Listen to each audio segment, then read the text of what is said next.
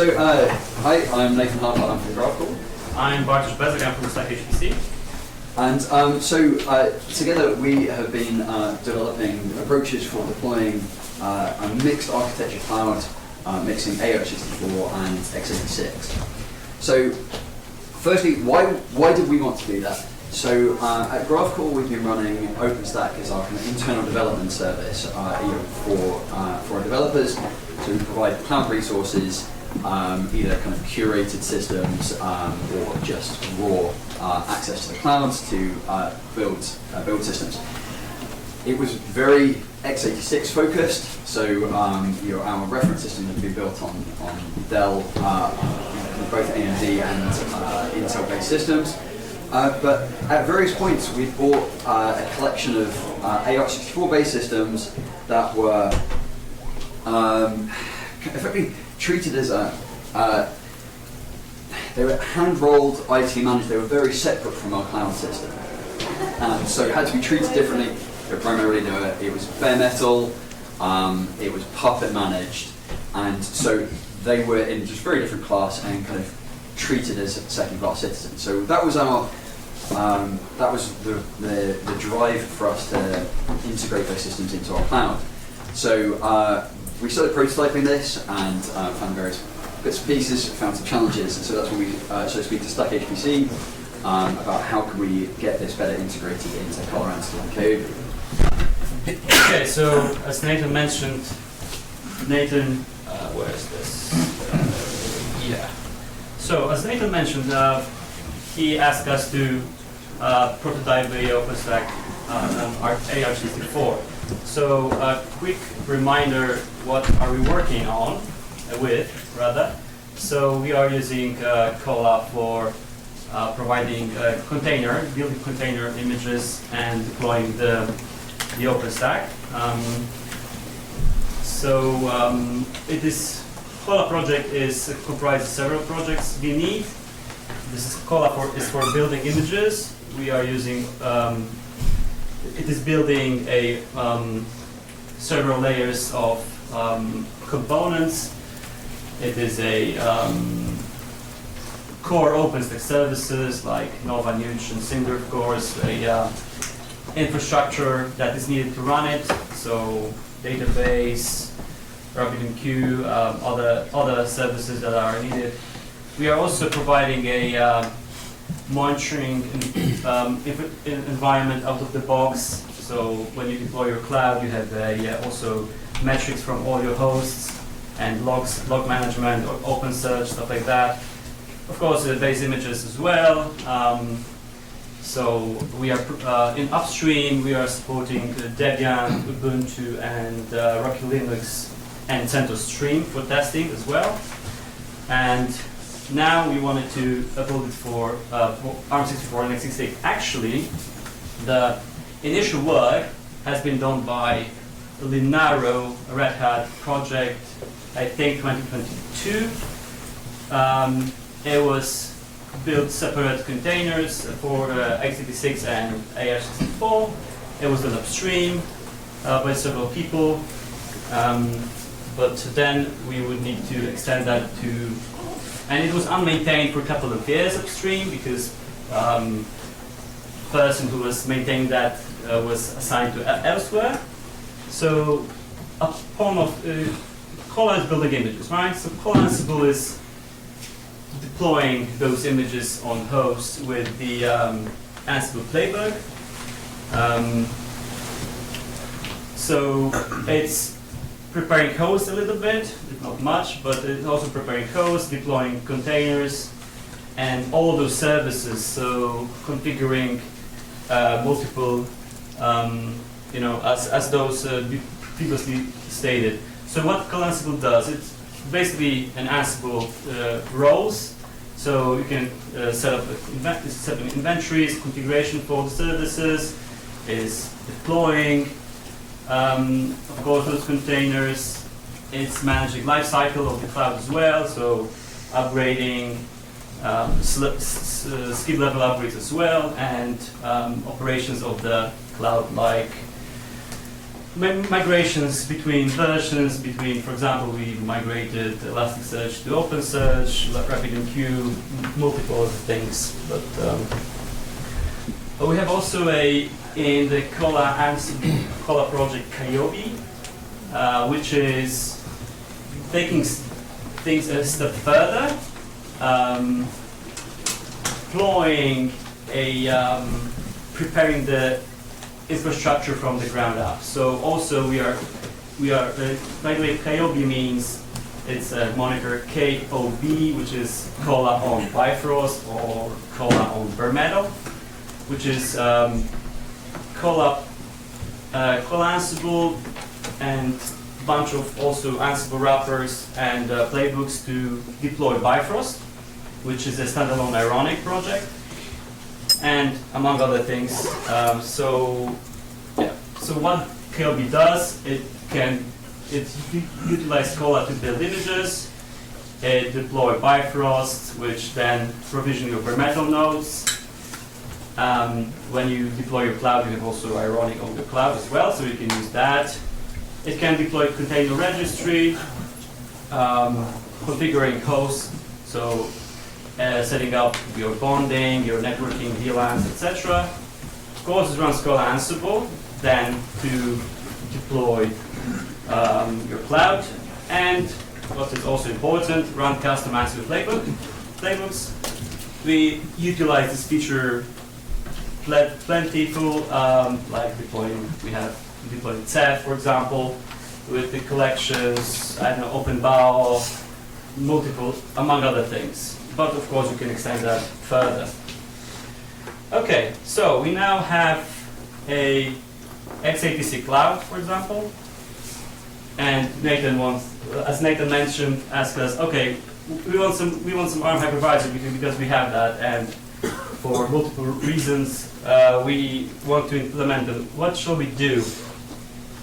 Okay, and actually, as I mentioned before, initial work has been done upstream. So upstream we were and we are still building images on every run, a side-by-side AR64 and x86 images. So you can potentially utilize it even now, right? Okay, but when you do that and try to have a heterogeneous environment, you are hitting a problem soon enough, like delegation of Ansible variables to different hosts, and it's trying to become problematic. So we need a multi-arch, a manifest, so common one tag that can be used regardless of your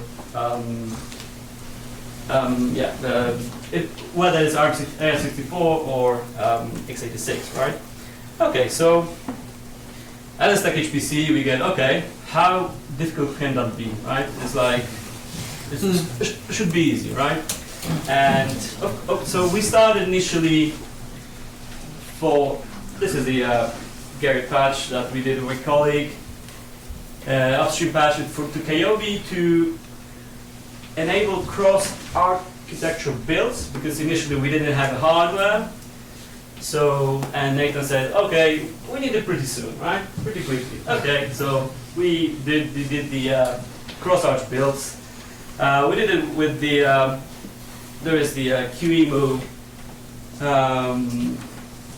emulators that you can just start with as a container that allows you to do the cross-arch build, basically, right? So run the binaries, run from build for other architectures on different one, right? So, and it was fine, but then we got multiple other issues. As I mentioned, it was not maintained at this point upstream for a couple of years. So we had, and it was non-voting, of course, in Garrett, so nobody cared at the moment. So we needed to do a bunch of fixes. I will mention a couple of them. For example, Erlang is not provided for AR64 for Red Hat-based Linuxes, like Rocky Linux. So we needed to enable our build for that using Fedora COPR. and like I mentioned, multiple other fixes. So yeah, so we needed to do that. So we enabled building for ARM64. We created our organization there, and of course open source upstream as an OpenStack project. Okay, we had those fixes then, and we built this multi-arch containers in our upstream CI. But Nathan told me, "Oh, it's fine, right? It's working." But we didn't. Somehow, Prometheus and other components are, in fact, x86, the binaries inside, so they're not working. So Nova and all OpenStack is fine, but other are not. So there was a bug, of course, inside. So and it was not tested with CI. So I needed to fix that, and we, with my colleagues, fixed that. At this point, that's important to mention. At this point, upstream CI was basically not existing. I mean, the hardware for ARM64, AIO was terrible.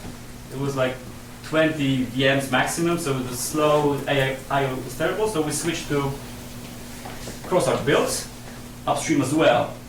But at the same time, it got better. It's still only 20, so whomever had access to the hardware and can donate to OpenDev, it would be nice. But in the meantime, we added the upstream fixes, we added the tests, so that will never happen again. Let's mention to be able to have multi-arch build, we needed our own configure. Well, it will build before that, but we did our repositories and container management system called Stackipsy release train. Is a schematic of that. It's basically a pulp sys server bunch plus CI/CD and yeah, some roles, modules, etc. It's open source, by the way. It got created during CentOS 8 troubles. So we needed to create our own repositories and container image dissolution. I mention it because we are utilizing that to build our multi-arch containers. So within release train, we added the multi-arch image build workflow, which is basically a GitHub workflow linked here. As I mentioned, as a Stack HPC, everything is open source. I mean, literally everything. So you can take a look online on that as well. So we had a regular image build workflow, build AMD 64 images. So we added here, it simplifies schematic how it's done. So we are taking inputs, so you'd like Ubuntu or Rocky. By the way, for now we are building only Rocky images because that was the initial intent. So, but extended to Ubuntu is trivial-ish. So, yeah, we are genetically tagged. This is important because we would like to be common tag across two of those architectures, right? So we are building Rocky 9 for AMD64. We are building Rocky 9 for AH64. Pushing those to registry, creating manifests, common, and syncing this on the pulp, right, to be available.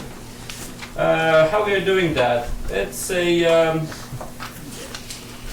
how we are doing the this part, create multi-arch managers part, because building is simple. We are just doing Kolla build, right?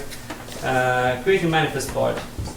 It's like excerpt from the script, which is here, linked here, Docker manifest create, a first image, AX64, AMD, and the tag, right? So this is it, simple as that. Okay, so you can ask us why we're not doing this upstream. Well, it's open source, but still downstream, right? Well, we're not doing this upstream because Docker PY, which is used by Kolla, does not support build kit, which is needed to run build images at the same in basically one go. And when I was doing the investigation for that, I was also checking Podman because Kolla also supports Podman. We can use Podman, right? But Podman PY didn't have as well. But since like last week, it has. So I added this to next PTG planning, so we can talk about this upstream. Maybe we could utilize that. So there's another question that you may ask. Do we want to cross-arch build or not? Initially, we didn't, because Nathan wanted this to be pretty quickly, so we did a cross-arch build. And, well, you can, but if you don't mind, this build is slower. Our testing showed us, for example, I was building a couple of images with like 15 minutes on real x86 and like an hour on cross-arch. So it's fine, I guess, but when you have multiple developers, then it's starting to, we did it initially, but then we got hardware to our lab, so we switched to bare metal, and image build was faster than x86 because it was bare metal, and the x86 was built in the actually on the VM and Kubernetes, so virtualization layer. So eventually it was faster. So we have happy developers because I think I didn't mention that, and it's important because every time our guys build images, it was now building both of architecture. So that was the intent, not to separate them, just every time is building. So we didn't want to slow that. So developers are happy now. All right, exactly. So in parallel. Okay, let's go. Yeah, important bit, very important, critical for that is, okay, we have images, right? What shall we do then with those? We need to deploy the host, our AR64 host. So we needed to fix several issues like PXE boot configuration. We did Bifrost and ironic. So first part is DHCP initial PXE setup. So we need to point to proper PXE binary. It is being set with those settings, like settings the proper separate binary for each architecture. The second is then after PXE is going iPXE, so iPXE config during initial and enrol, because then we don't have neutral back then, right? So I mean in this stage, so setting for PXE config. And then we are doing ironic inspection rules to direct host to proper ironic Python agent image. So ARMD64 for that and AR64 for those. The inspector syntax, so if you find CPU arch AR64, set this proper binary, well actually image binary. So the last bit is ironic config, so not the Bifrost but the ironic on the cloud. So say, okay, because ironic set is doing that via neutron of this stage, so okay, so please push to either oven or DHCP agent, push the information what to boot in that case. So this is the ironic setting, by the way. What are our plans for next steps within this? Because work is not finished upstream. So patches are raised. It's a work in progress step because we had some CI/CD issues in the Bifrost part and there's time constraints, so we didn't finish that, but it's there, so it needs some work and review. You might ask, your Pixie booting in 2025? Come on. So next steps is we to look in the virtual media solution, basically DMC mounting image from the Ironic. Should be easy enough, right? Okay, so I will leave Nathan because this is the theoretical stuff, and Nathan has the production bits now. Yeah, so we've been working together on building this stuff, and we've been prototyping as we've been going along. One of the things that was kind of really critical and why we were very keen for this to be supported upstream is our first deployment where we were going through that cross-arch, or not quite the cross-arch build process, but we were taking the Stack HPC release train images, nicely supported, curated, and then we were building our own containers from whatever was the latest at the time and mashing the two of them together. But we were particularly keen to make all this properly supported and work together. So we extended our existing clouds. We've been long-time users of Dell systems. So our control plane are Dell ARM64s, and our compute nodes have been ARM64s to 6525. So we've already got a mix of x86. But then we had these boxes that had been bought, for various projects, and we wanted to include those as well. So our main focus was on making sure that we had feature parity between the systems. So the real focus was about making sure that these systems, they'd already been left as kind of second class or kind of not well looked after, whereas our x86 systems were properly curated. So we were aiming for to be able to support all the same levels of features. So our hypervisor fleet is a bit of a mix of kind of performance optimized and kind of general purpose compute. We wanted to be able to do the same thing with these ARM64 systems. We also make a lot of use of SRIV and VFLAG particularly for our performance optimized systems. We wanted to ensure that we carried those features through and to be able to do bare metal.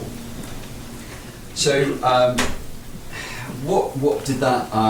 What are some of our tips here? We've been living with this for 9 months or so, and it's basically setting Arch on everything is really, really helpful.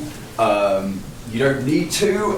If you don't want to, you can basically set the default architecture. We found it's just really useful, just like wherever flavors, images, if you can set it, then do.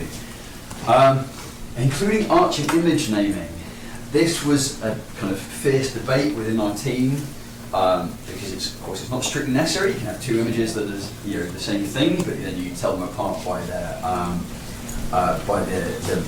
metadata. But in the end, it's when you're just trying to find the right image, having the architecture actually in the image name is really helpful, even if it makes it less tidy.